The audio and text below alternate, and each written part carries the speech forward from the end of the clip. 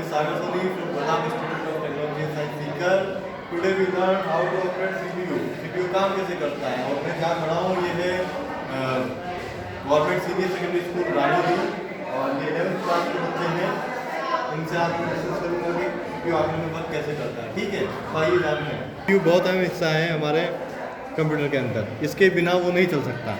तो इसके पीछे एक यहाँ पे दो स्क्रू लगे होते हैं जिन्हें मैं पहले ही खोल के अलग कर चुका हूँ, ये पड़े। और ये हमारा स्क्रू ड्राइवर होता है जिससे वो ऑपरेट करते हैं, हम उसे खोलते हैं। इसमें अलग अलग बिट होती है, ये हम यहाँ लगा सकते हैं इसकी, ठीक है। और जो एक्स्ट्रा होते हैं हम उसे यहाँ पीछे स्टोरेज दिया होता है, यहाँ पे रख सकते हैं, ठीक है। जिस टाइप का हमें स्क्रू खोलना है वो टाइप का हम इसमें लगा करके ड्राइवर में ऑपरेट कर लेते हैं। तो अभी मैंने खोल करके अलग कर दिए। अब हम इसे यहाँ से खींचो ही खुल जाएगा। खींचो, आप खींचो, ये पकड़ने का है। हाँ, पकड़ के खींच लो इसे, बिल्कुल, वेल डन। ये खुल गया, इसे अलग रख दिया। अंदर क्या दिखा हमें, कुछ जाला सा बना हुआ है। मैं इसे अलग कर देता हूँ। ये एक स्लॉट है, इस स्लॉट को मैंने उठा के अलग कर दिया, ठीक है। अब हम बात करते हैं कि जब कंप्यूटर हम चलाते हैं तो सबसे पहले हम स्टार्ट बटन को प्रेस करते हैं। ये रहा स्टार्ट बटन, है ना, दिखा सबको। इसे दबाएंगे हम, दबाते ही क्या होगा, करंट जो है वो यहाँ आ जाएगा। अब करंट किस फॉर्म में आता है, एसी फॉर्म में, जिससे झटका लगता है। तो जब भी हम इसमें करंट आएगा ऑन बटन दबाते ही इसके अंदर कभी टच नहीं करना है, होती कोशिश इसको टच ही नहीं करना है, ठीक है। इससे जब करंट आगे पास होता है वो पास होता है इससे,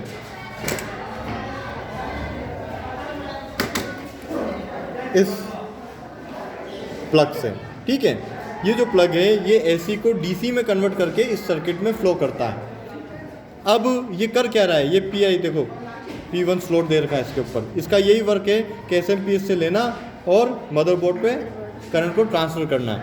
इसके अंदर जो ये मेन वायर होता है, ग्रीन वायर, ये ब्लू और ग्रीन है ना, ये मेन वायर होते हैं जिनकी ये जिम्मेदारी होती है कि भैया यहाँ से करंट लो और यहाँ पास करो। बाकी के भी अपने एक अलग काम है, लेकिन इंपॉर्टेंट वर्क इन्हीं पे होता है, ठीक। अब इस स्लॉट को हम इस तरह से वापस इसमें लगा देते हैं, ठीक है।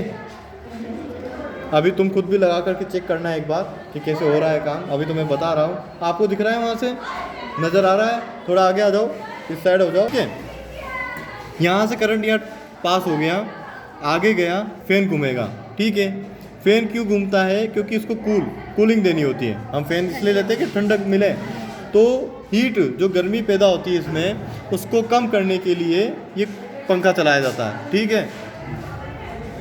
और इसके नीचे प्रोसेसर लगा होता है। प्रोसेसर क्या करता है, हमारे इसका वर्क जो होता है वो इसी प्रोसेसर पे डिपेंड होता है कि भैया क्या दिखाना है। प्रोसेसिंग जो सब कुछ कंट्रोल करता है, वो ज़्यादा गर्म होता है, जैसे हमारा सर होता है, ज़्यादा काम आता है, हम गर्म हो जाते हैं तो सर को ठंडा करते हैं। उसी तरह से प्रोसेसर को ठंडा करने के लिए अलग से कूलिंग पावर दे रखी है। हीट सिंक के लिए इन्होंने ये दे रखा है, हीट को, गर्मी को ऑब्जर्व कर ले, अपने अंदर कम करते, उसके लिए प्लेट्स दे रखी हैं। कौन सी है ये, एल्यूमिनियम प्लेट, ठीक है। यहाँ तक समझ में आता है। दो तरह की मेमोरी होती है, एक जिसमें परमानेंटली सेव हो, एक जिसमें कुछ समय के लिए सेव हो। कुछ समय की सेव वाली क्या होगा, जब भी कंप्यूटर बंद चालू होगा उसमें जो लिखा होगा मिट जाएगा। परमानेंट वाली में क्या होगा, कितनी बार चालू करो बंद करो हमेशा के लिए सेव हो जाएगा, जब तक खुद नहीं उड़ाओ, फॉर्मेट नहीं करो या डिलीट नहीं मारो, तब तक। आता है समझ में। ये क्या कहलाता है, टेम्पररी वाली रैम। ये इसको हमने ऐसे ओपन किया, अलग किया, और ये रैम चिप हमारे हाथ में, देख सकते हो आप।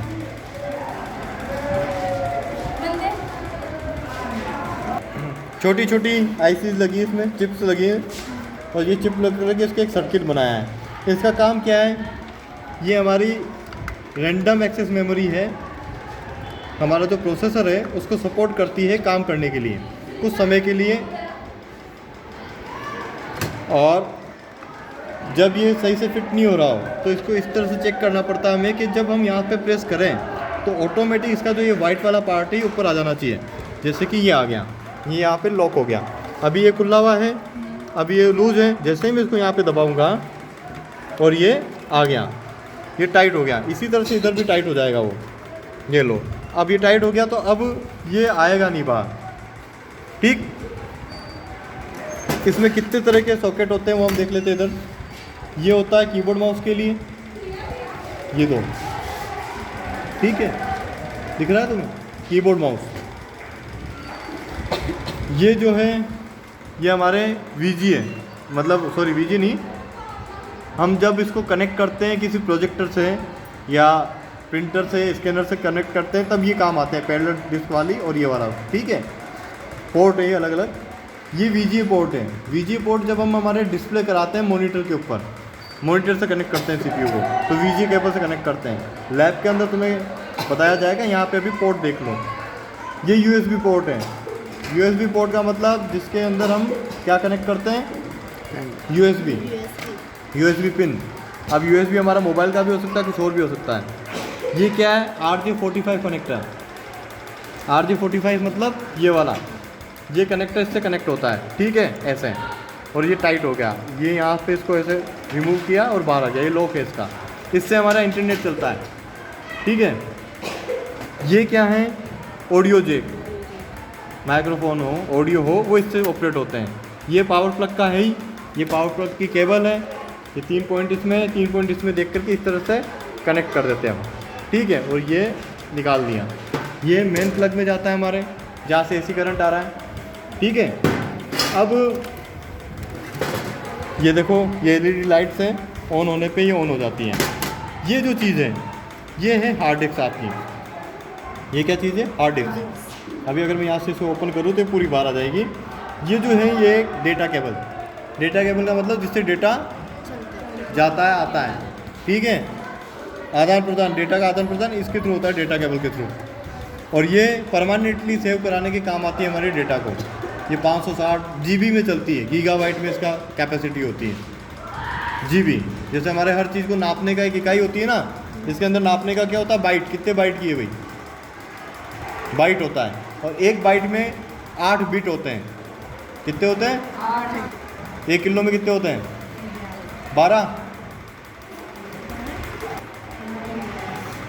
इकाई क्या है नापने की, इसमें कितने का बनता है, 8 बिट, 8 तिनके छोटे छोटे 0101। ये बाइनरी भाषा समझता है, हमारी भाषा नहीं समझता है, तो ये 0 और 1 की भाषा में समझेगा।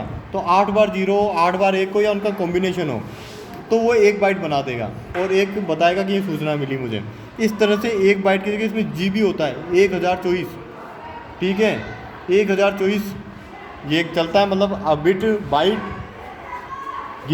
मेगाबाइट, फिर गीगाबाइट, फिर टेराबाइट, इस तरह से आगे बढ़ता जाता है, ठीक है। इकाई ये नापने की, वो इसकी सेविंग की क्षमता बताता है कि पावर कितनी, कैपेसिटी कितनी है इसमें स्टोर कराने की डेटा को। ये हमारी हार्ड डिस्क होती है। और इधर जो ये हैं कनेक्टेड, ये सारे जो सॉकेट थे अभी ये वाले, इन सॉकेट्स के इंटरनल पार्ट होते हैं ये। क्यों, क्योंकि ये मदरबोर्ड से कनेक्ट है। ये ग्रीन वाली चिप क्या कहलाती है बेटा, मदरबोर्ड। क्यों मदर क्यों बोला गया, क्योंकि सब इसी पे डिपेंडेंट है, एक ही प्लेटफॉर्म है जिस पे सारी चीज़ें कनेक्टेड हैं और ऑपरेट हो रही हैं। घर के अंदर जैसे मम्मी होती है तो सारा काम संभालते हैं, जन्म भी हमें वही देते हैं, संभालते भी वही हैं। इसी तरह से इसी के ऊपर सब कनेक्टेड है, उनको संभाले हुए, इसलिए इसका नाम मदरबोर्ड रखा गया है। जितने IC इक्विपमेंट है, चिप्स हैं, फैन है, प्रोसेसर है, जितने अलग जैक्स है, पोर्ट है, सब इससे कनेक्टेड है।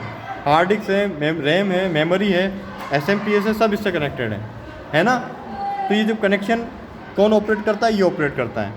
अभी आप लोगों के लिए इतना जानकारी बहुत है। ये CMOS बैटरी होती है, ये एक सेल होता है।